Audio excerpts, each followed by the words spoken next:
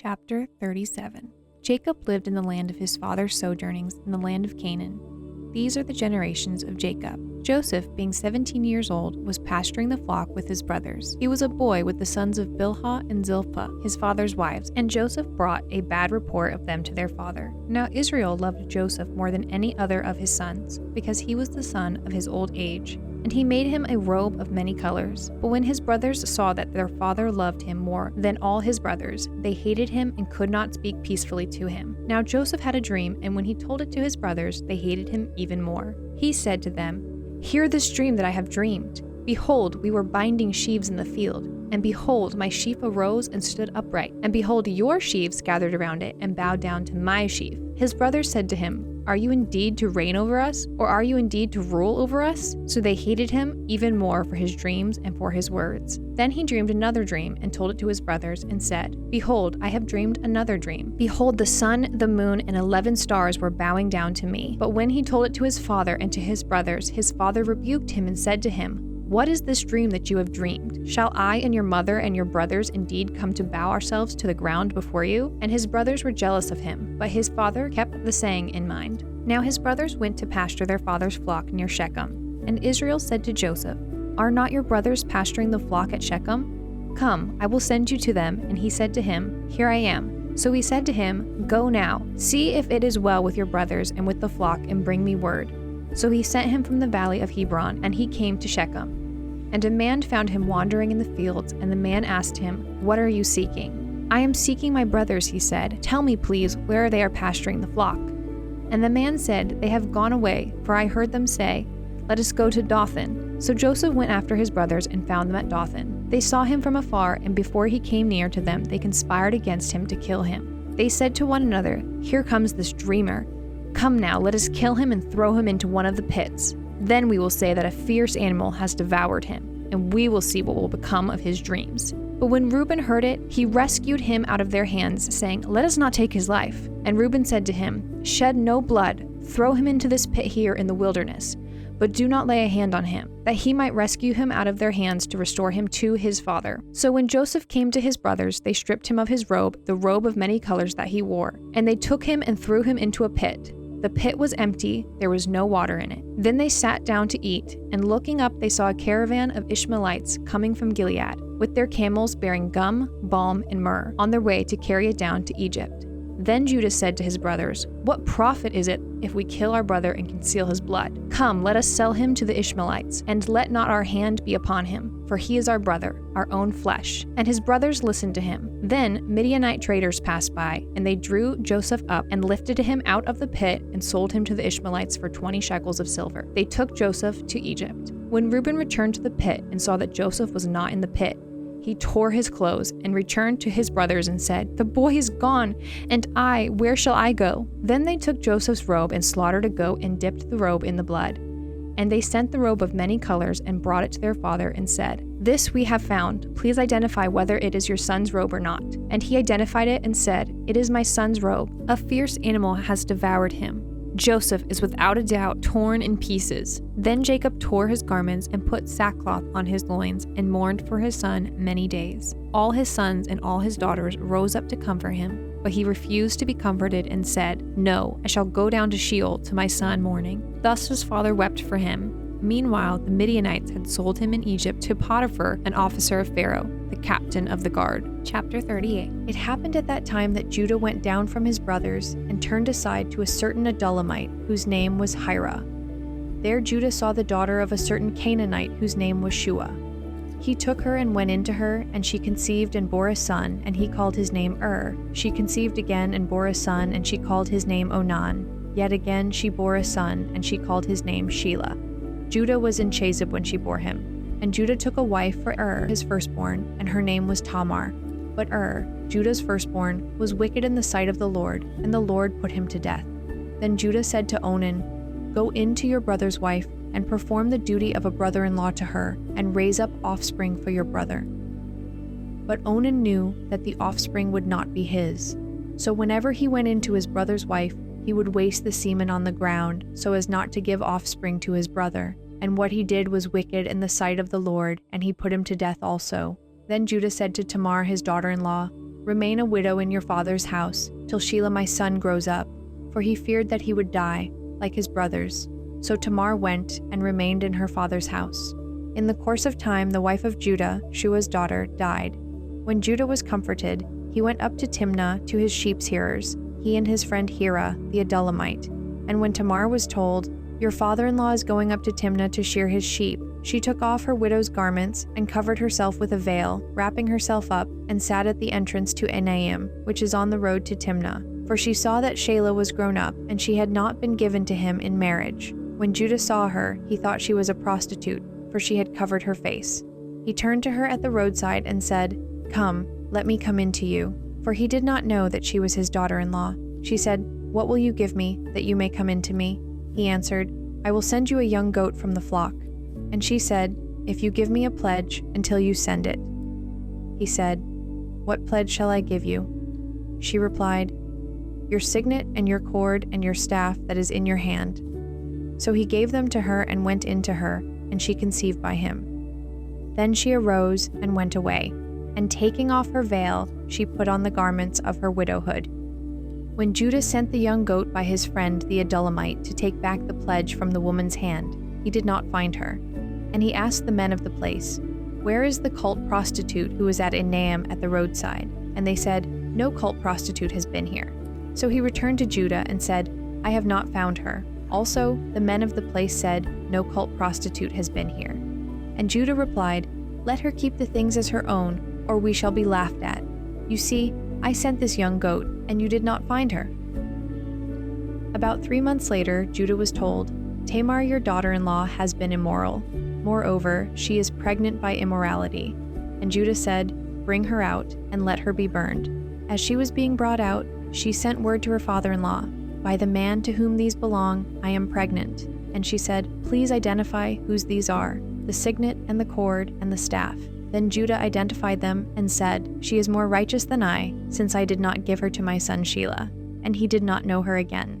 When the time of her labor came, there were twins in her womb. And when she was in labor, one put out a hand, and the midwife took and tied a scarlet thread on his hand, saying, "This one came out first." But as he drew back his hand, behold, his brother came out. And she said, "What a breach you have made for yourself." Therefore his name was called Perez. Afterward his brother came out with the scarlet thread on his hand, and his name was called Zerah. Chapter 39. Now Joseph had been brought down to Egypt, and Potiphar, an officer of Pharaoh, the captain of the guard, an Egyptian, had bought him from the Ishmaelites who had brought him down there. The Lord was with Joseph, and he became a successful man, and he was in the house of his Egyptian master. His master saw that the Lord was with him, and that the Lord caused all that he did to succeed in his hands. So Joseph found favor in his sight, and attended him, and he made him overseer of his house, and put him in charge of all that he had. From the time that he made him overseer in his house and over all that he had, the Lord blessed the Egyptian's house for Joseph's sake. The blessing of the Lord was on all that he had, in house and field. So he left all that he had in Joseph's charge, and because of him he had no concern about anything but the food he ate. Now Joseph was handsome in form and appearance, and after a time his master's wife cast her eyes on Joseph and said, "Lie with me." But he refused and said to his master's wife, "Behold, because of me, my master has no concern about anything in the house, and he has put everything that he has in my charge. He is not greater in this house than I am, nor has he kept back anything from me except you, because you are his wife. How then can I do this great wickedness and sin against God?" And as she spoke to Joseph day after day, he would not listen to her, to lie beside her, or to be with her. But one day, when he went into the house to do his work, and none of the men of the house were there in the house, she caught him by his garment, saying, "Lie with me." But he left his garment in her hand and fled and got out of the house. And as soon as she saw that he had left his garment in her hand and had fled out of the house, she called to the men of her household and said to them, "See, he has brought among us a Hebrew to laugh at us. He came into me to lie with me, and I cried out with a loud voice. And as soon as he heard that I lifted up my voice and cried out, he left his garment beside me and fled and got out of the house." Then she laid up his garment by her until his master came home. And she told him the same story, saying, "The Hebrew servant whom you have brought among us came in to me to laugh at me. But as soon as I lifted up my voice and cried, he left his garment beside me and fled out of the house." As soon as his master heard the words that his wife spoke to him, "This is the way your servant treated me," his anger was kindled, and Joseph's master took him and put him into the prison, the place where the king's prisoners were confined, and he was there in prison. But the Lord was with Joseph and showed him steadfast love and gave him favor in the sight of the keeper of the prison. And the keeper of the prison put Joseph in charge of all the prisoners who were in the prison. Whatever was done there, he was the one who did it. The keeper of the prison paid no attention to anything that was in Joseph's charge, because the Lord was with him, and whatever he did, the Lord made it succeed. Chapter 40. Sometime after this, the cupbearer of the king of Egypt and his baker committed an offense against their lord, the king of Egypt. And Pharaoh was angry with his two officers, the chief cupbearer and the chief baker, and he put them in custody in the house of the captain of the guard, in the prison where Joseph was confined. The captain of the guard appointed Joseph to be with them, and he attended them. They continued for some time in custody, and one night they both dreamed. The cupbearer and the baker of the king of Egypt, who were confined in the prison, each his own dream, and each dream with its own interpretation. When Joseph came to them in the morning, he saw that they were troubled. So he asked Pharaoh's officers who were with him in custody in his master's house, "Why are your faces downcast today?" They said to him, "We have had dreams, and there is no one to interpret them." And Joseph said to them, "Do not interpretations belong to God? Please tell them to me." So the chief cupbearer told his dream to Joseph and said to him, "In my dream there was a vine before me, and on the vine there were 3 branches. As soon as it budded, its blossoms shot forth, and the clusters ripened into grapes. Pharaoh's cup was in my hand, and I took the grapes and pressed them into Pharaoh's cup, and placed the cup in Pharaoh's hand. Then Joseph said to him, 'This is its interpretation. The 3 branches are 3 days. In 3 days Pharaoh will lift up your head and restore you to your office, and you shall place Pharaoh's cup in his hand as formerly when you were his cupbearer. Only remember me when it is well with you, and please do me the kindness to mention me to Pharaoh, and so to get me out of this house. For I was indeed stolen out of the land of the Hebrews, and here also I have done nothing that they should put me into the pit.' When the chief baker saw that the interpretation was favorable, he said to Joseph, 'I also had a dream. There were 3 cake baskets on my head, and in the upmost basket there were all sorts of baked food for Pharaoh, but the birds were eating it out of the basket on my head.' And Joseph answered and said, 'This is its interpretation. The 3 baskets are 3 days. In 3 days, Pharaoh will lift up your head from you and hang you on a tree, and the birds will eat the flesh from you.' On the 3rd day, which was Pharaoh's birthday, he made a feast for all his servants and lifted up the head of the chief cupbearer and the head of the chief baker among his servants. He restored the chief cupbearer to his position, and he placed the cup in Pharaoh's hand. But he hanged the chief baker as Joseph had interpreted to them. Yet the chief cupbearer did not remember Joseph, but forgot him." Chapter 41. After 2 whole years, Pharaoh dreamed that he was standing by the Nile, and behold, there came up out of the Nile 7 cows, attractive and plump, and they fed in the reed grass. And behold, 7 other cows, ugly and thin, came up out of the Nile after them, and stood by the other cows on the bank of the Nile. And the ugly thin cows ate up the 7 attractive plump cows. And Pharaoh awoke, and he fell asleep and dreamed a second time. And behold, 7 ears of grain, plump and good, were growing on one stalk. And behold, after them sprouted 7 ears, thin and blighted by the east wind. And the thin ears swallowed up the 7 plump full ears. And Pharaoh awoke, and behold, it was a dream. So in the morning his spirit was troubled, and he sent and called for all the magicians of Egypt and all its wise men. Pharaoh told them his dreams, but there was none who could interpret them to Pharaoh. Then the chief cupbearer said to Pharaoh, "I remember my offenses today, when Pharaoh was angry with his servant and put me and the chief baker in custody in the house of the captain of the guard. We dreamed on the same night, he and I, each having a dream with its own interpretation. A young Hebrew was there with us, a servant of the captain of the guard. When we told him, he interpreted our dreams to us, giving an interpretation to each man according to his dream. And as he interpreted to us, so it came about. I was restored to my office, and the baker was hanged." Then Pharaoh sent and called Joseph, and they quickly brought him out of the pit. And when he had shaved himself and changed his clothes, he came in before Pharaoh. And Pharaoh said to Joseph, "I have had a dream, and there is no one who can interpret it. I have heard it said of you that when you hear a dream, you can interpret it." Joseph answered Pharaoh, "It is not in me. God will give Pharaoh a favorable answer." Then Pharaoh said to Joseph, "Behold, in my dream I was standing on the banks of the Nile. 7 cows, plump and attractive, came up out of the Nile and fed in the reed grass. 7 other cows came up after them, poor and very ugly and thin, such as I had never seen in all the land of Egypt. And the thin, ugly cows ate up the first 7 plump cows. But when they had eaten them, no one would have known that they had eaten them, for they were still as ugly as at the beginning. Then I awoke. I also saw in my dream 7 ears growing on one stalk, full and good. 7 ears withered thin and blighted by the east wind sprouted after them, and the thin ears swallowed up the 7 good ears. And I told it to the magicians, but there was no one who could explain it to me. Then Joseph said to Pharaoh, "The dreams of Pharaoh are one. God has revealed to Pharaoh what he is about to do. The 7 good cows are 7 years, and the 7 good ears are 7 years. The dreams are one. The 7 lean and ugly cows that came up after them are 7 years, and the 7 empty ears, blighted by the east wind, are also 7 years of famine. It is as I told Pharaoh. God has shown to Pharaoh what he is about to do. There will come 7 years of great plenty throughout all the land of Egypt. But after them there will arise 7 years of famine, and all the plenty will be forgotten in the land of Egypt. The famine will consume the land, and the plenty will be unknown in the land by reason of the famine that will follow, for it will be very severe. And the doubling of Pharaoh's dream means that the thing is fixed by God, and God will shortly bring it about. Now therefore let Pharaoh select a discerning and wise man, and set him over the land of Egypt. Let Pharaoh proceed to appoint overseers over the land, and take 1/5 of the produce of the land of Egypt during the 7 plentiful years. And let him gather all the food of those good years that are coming, and store up grain under the authority of Pharaoh for food in the cities, and let them keep it, that the food shall be a reserve for the land against the 7 years of famine that are to occur in the land of Egypt, so that the land may not perish through the famine."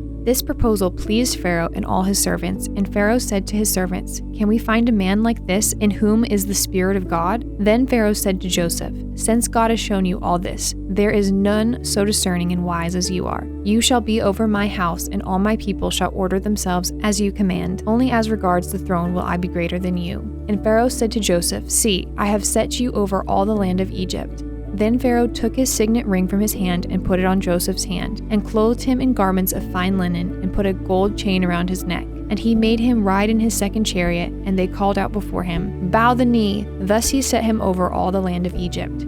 Moreover, Pharaoh said to Joseph, "I am Pharaoh, and without your consent no one shall lift up hand or foot in all of the land of Egypt." And Pharaoh called Joseph's name Zaphenath-Paneah, and he gave him in marriage Asenath, the daughter of Potiphera, priest of On. So Joseph went out over the land of Egypt. Joseph was 30 years old when he entered the service of Pharaoh, king of Egypt. And Joseph went out from the presence of Pharaoh and went through all the land of Egypt. During the 7 plentiful years, the earth produced abundantly, and he gathered up all the food of those 7 years which occurred in the land of Egypt, and put the food in the cities. He put in every city the food from the fields around it. And Joseph stored up grain in great abundance, like the sand of the sea, until he ceased to measure it, for it could not be measured. Before the year of famine came, 2 sons were born to Joseph. Asenath, the daughter of Potiphera, priest of On, bore them to him. Joseph called the name of the firstborn Manasseh, for, he said, God has made me forget all my hardship and all my father's house. The name of the second he called Ephraim, for God has made me fruitful in the land of my affliction. The 7 years of plenty that occurred in the land of Egypt came to an end, and the 7 years of famine began to come. As Joseph had said, there was famine in all lands, but in all the land of Egypt there was bread. When all the land of Egypt was famished, the people cried to Pharaoh for bread. Pharaoh said to all the Egyptians, "Go to Joseph. What he says to you, do." So when the famine had spread over all the land, Joseph opened all the storehouses and sold to the Egyptians, for the famine was severe in the land of Egypt. Moreover, all the earth came to Egypt, to Joseph, to buy grain, because the famine was severe over all the earth. Chapter 42. When Jacob learned that there was grain for sale in Egypt, he said to his sons, "Why do you look at one another?" And he said, "Behold, I have heard that there is grain for sale in Egypt. Go down and buy grain for us there, that we may live and not die." So 10 of Joseph's brothers went down to buy grain in Egypt. But Jacob did not send Benjamin, Joseph's brother, with his brothers, for he feared that harm might happen to him. Thus the sons of Israel came to buy among the others who came, for the famine was in the land of Canaan. Now Joseph was governor over the land. He was the one who sold to all the people of the land. And Joseph's brothers came and bowed themselves before him with their faces to the ground. Joseph saw his brothers and recognized them, but he treated them like strangers and spoke roughly to them. "Where did you come from?" he said. They said, "From the land of Canaan to buy food." And Joseph recognized his brothers, but they did not recognize him. And Joseph remembered the dreams that he had dreamed of them. And he said to them, "You are spies. You have come to see the nakedness of the land." They said to him, "No, my lord, your servants have come to buy food. We are all sons of one man. We are honest men. Your servants have never been spies." He said to them, "No, it is the nakedness of the land that you have come to see." And they said, "We, your servants, are 12 brothers, the sons of one man in the land of Canaan, and behold, the youngest is this day with our father, and one is no more." But Joseph said to them, "It is as I said to you, you are spies. By this you shall be tested. By the life of Pharaoh you shall not go from this place unless your youngest brother comes here. Send one of you and let him bring your brother while you remain confined, that your words may be tested, whether there is truth in you. Or else by the life of Pharaoh surely you are spies. And he put them all together in custody for 3 days. On the 3rd day Joseph said to them, Do this and you will live, for I fear God. If you are honest men, let one of your brothers remain confined where you are in custody, and let the rest go and carry grain for the famine of your households. And bring your younger brother to me, so your words will be verified, and you shall not die. And they did so. Then they said to one another, In truth, we are guilty concerning our brother, in that we saw the distress of his soul when he begged us, and we did not listen. That is why this distress has come upon us. And Reuben answered them, Did I not tell you not to sin against the boy? But you did not listen. So now there comes a reckoning for his blood. They did not know that Joseph understood them, for there was an interpreter between them. Then he turned away from them and wept. And he returned to them and spoke to them. And he took Simeon from them and bound him before their eyes. And Joseph gave orders to fill their bags with grain and to replace every man's money in his sack and to give them provisions for the journey. This was done for them. Then they loaded their donkeys with their grain and departed. And as one of them opened his sack to give his donkey fodder at the lodging place, he saw his money in the mouth of his sack. He said to his brothers, My money has been put back. Here it is in the mouth of my sack. At this their hearts failed them, and they turned trembling to one another, saying, What is this that God has done to us? When they came to Jacob their father in the land of Canaan, they told him all that had happened to them, saying, The man, the Lord of the land, spoke roughly to us and took us to be spies of the land.